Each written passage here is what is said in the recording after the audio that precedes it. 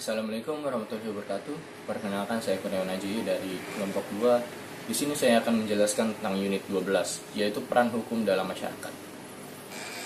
Hukum adalah himpunan petunjuk hidup atau perintah dan larangan yang mengatur tata tertib dalam masyarakat yang seharusnya ditaati oleh seluruh anggota masyarakat.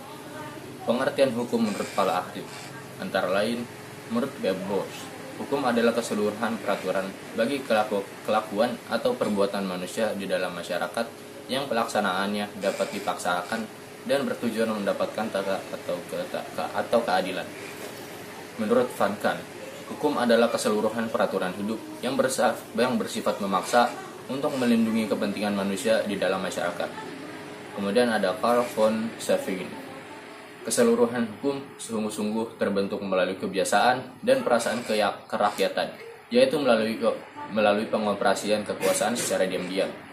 Kemudian ada menurut Immanuel Kant, hukum adalah keseluruhan kondisi-kondisi di mana terjadi kombinasi antara keinginan-keinginan pribadi seseorang dengan keinginan-keinginan pribadi orang lain sesuai dengan hukum keadilan tentang kemerdekaan.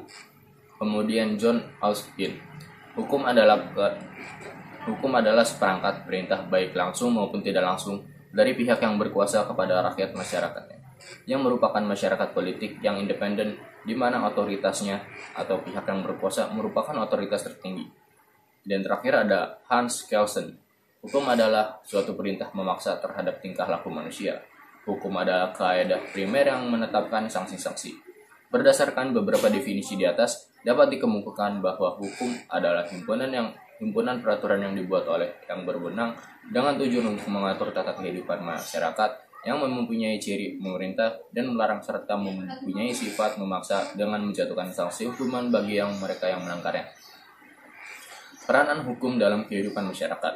Di dalam masyarakat dijumpai berbagai institusi yang masing-masing diperlukan oleh masyarakat itu untuk memenuhi kebutuhan-kebutuhan dan memperlancar jalannya pemenuhan kebutuhan tersebut. Oleh karena fungsinya yang demikian itu, maka masyarakat sangat membutuhkan kehadiran institusi tersebut. Institusi bergerak di sekitar kebutuhan tertentu manusia. Agar kita bisa berbicara mengenai adanya suatu institusi yang demikian itu, kebutuhan yang dilayaninya terlebih dulu harus mendapat pengakuan masyarakat. Pengakuan di sini diartikan bahwa masyarakat itu memang telah mengakui pentingnya kebutuhan tersebut bagi kehidupan manusia. Apabila masyarakat telah mulai memperhatikan suatu kebutuhan tertentu, maka akan berusaha agar masyarakat dapat diciptakan suatu sarana untuk memenuhinya. Dan dari sinilah mulai dilahirkan suatu institusi tersebut. Jadi, institusi itu pada hakikatnya merupakan alat perlengkapan masyarakat untuk menjamin agar kebutuhan-kebutuhan dalam masyarakat dapat dipenuhi secara sama. Keadilan merupakan salah satu kebutuhan dalam hidup manusia yang umumnya diakui semua tempat di dunia ini. Apabila keadilan itu kemudian dikukuhkan dalam institusi yang namanya hukum, maka institusi hukum itu harus mampu untuk menjadi saluran agar keadilan itu dapat diselenggarakan secara sesama dalam masyarakat. Beberapa ciri yang umumnya melekat pada institusi sebagai pelengkap masyarakat yaitu pertama, stabilitas. Di sini kehadiran institusi hukum menimbulkan suatu kemantapan dan keteraturan dalam usaha manusia untuk memberi keadilan itu. Kedua, memberikan kerangka sosial terhadap kebutuhan-kebutuhan dalam masyarakat. Di dalam ruang lingkup kerangka yang telah diberikan dan dibuat oleh masyarakat, itu anggota-anggota masyarakat memenuhi kebutuhan-kebutuhan. Ketiga, institusi menampilkan wujudnya dalam bentuk norma. Norma-norma inilah yang merupakan sarana untuk menjamin agar anggota-anggota masyarakat dapat memenuhi kebutuhan secara terorganisasi. 4. Jalinan antar institusi. Terjadinya tumpang tindih antar institusi. Hukum merupakan institusi sosial yang tujuannya untuk menyelenggarakan keadilan dalam masyarakat. Sebagai suatu institusi sosial, maka penyelenggarannya yang demikian itu berkaitan dengan tingkat kemampuan masyarakat itu sendiri untuk melaksanakannya. Oleh karena itu, suatu masyarakat akan menyelenggarakannya dengan cara tertentu yang berbeda dengan masyarakat pada masyarakat yang lainnya. Perbedaan ini berhubungan erat dengan persediaan perlengkapan yang terdapat dalam masyarakat untuk penyelenggaraan Keadilan itu dan hak ini berarti adanya hubungan yang erat antara institusi hukum suatu masyarakat dengan tingkat perkembangan organisasi sosial. Fungsi hukum dalam kelompok masyarakat adalah menerapkan mekanisme kontrol sosial yang akan membersihkan masyarakat dari sampah-sampah masyarakat yang tidak dikehendaki. Sehingga hukum mempunyai suatu fungsi untuk mempertahankan eksistensi kelompok masyarakat tersebut. Hukum yang berfungsi demikian adalah merupakan instrumen pengendali sosial.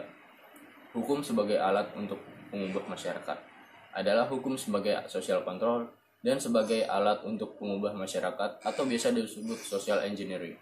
Sebagai alat mengubah masyarakat adalah dianalogikan sebagai suatu proses mekanik. Terlihat akibat perkembangan industri dan transaksi-transaksi bisnis yang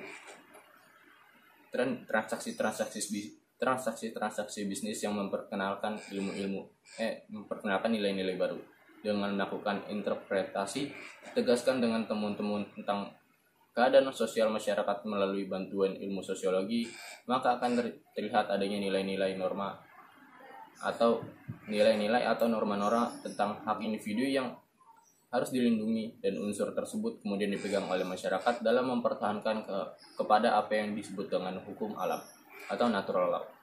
Oleh karena itu, sekalipun hukum itu mempunyai otonomi tertentu, tetapi hukum juga harus fungsional dan menempatkan peranan dari keadilan dalam konteks kehidupan hukum secara lebih besar.